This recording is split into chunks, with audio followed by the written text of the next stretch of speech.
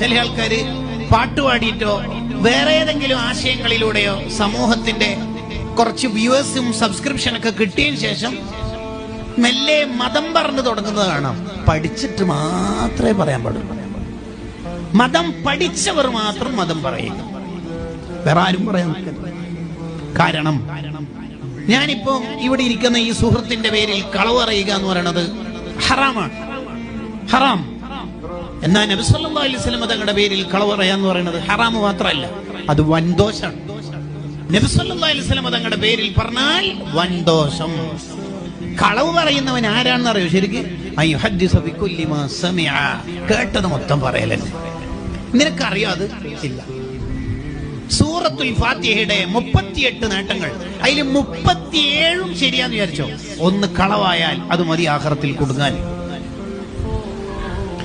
ഉറപ്പില്ലാത്ത ഒന്നും നമ്മൾ പറയും, പ്രത്യേകിച്ച് മതത്തിന്റെ മസലകൾ, ഹദീസുകൾ, ഖുർആനിന്റെ ആശയങ്ങൾ. നമുക്കറിയാത്തതൊന്നും പറയാൻ പാടില്ല.